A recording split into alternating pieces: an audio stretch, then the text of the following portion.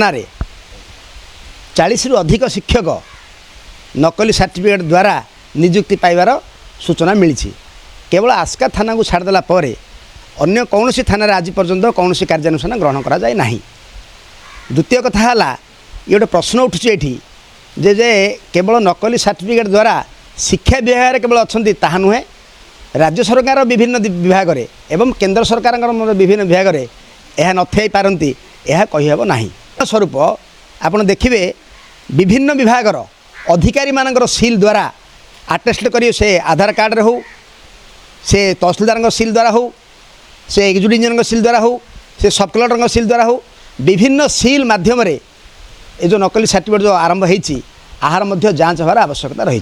देखु नकली सर्टिफिकेट जो मैंने करती से क्वालिफिकेशन केवे अधिका नुहति, तेणु आउरी गोटे दुर्भाग्य कथा एवं ये मध्य क्रिमिनाल कन्स्पिरेसी आसो जे मेधावी छात्र माने बाहर रहिले एवं जो माने कम मार्क रखी डुप्लिकेट सर्टिफिकेट कर आसिले से माने चाकरी पाइले। सो वंचित हेले मेधावी छात्र वंचित हेले एवं जो माने तल श्रेणी छात्र डुप्लिकेट सर्टिफिकेट माध्यम चाकरी पाइले। भी छात्र माने चाकरी न पाई बारंबार ऑफिस को धाई से निराश होला परे किए बाबाजी होती, किए छोट पान दुकान कर बसी, किए भिक मागिची एवं जो माने इमोशनल जो माने व्यक्तित्व से पागल होकर आज बुलूँ राजरास्ता।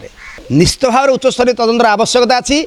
सरकार सबू विभाग को तदंत करी जो माने प्रकृति में नकली सर्टिफिकेट जो माने चाकरी पाई से चाकरी बाछंद करी विरुद्ध में दृढ़ कार्यानुष्ठान ग्रहण कर समय आसी। देखो ये अति दुर्भाग्यजनक कथा। गंजाम जिले जो भाव नकली सर्टिफिकेट देकर शिक्षक मैंने नियुक्ति पाई परवर्त अवस्था धरा पड़ते।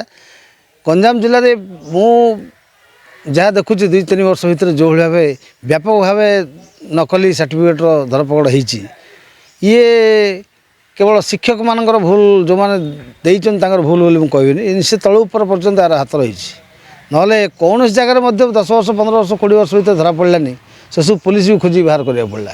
ये दुर्भाग्यजनक कथा। गंजाम विशेषकर आम देखुचे गंजाम जिले में बहुत धरापड़ होती सारा ओडिशा ये नथी किसी कहहबनी।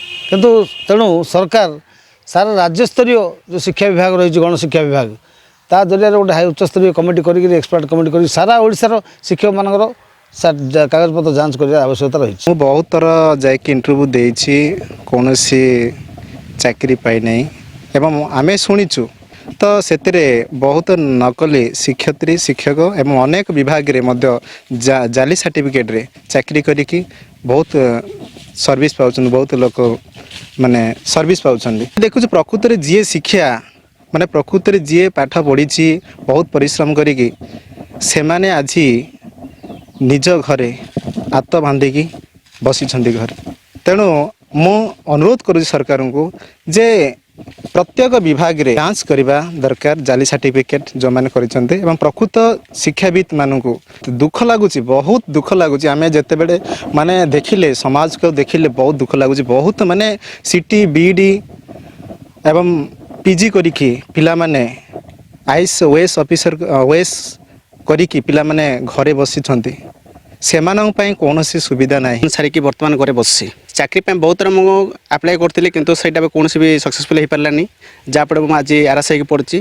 तापर से अन्य कर्मचारी मानक से भी आम जो बेज जो मानकर आज बर्तमान ग्रेजुएसन सारिबार 100 वर्ष है किंतु आज 100 वर्ष है बीतीगला किंतु आज पर्यंत कौन कोर्ट भी चाकरी पाई पारे तो लगे।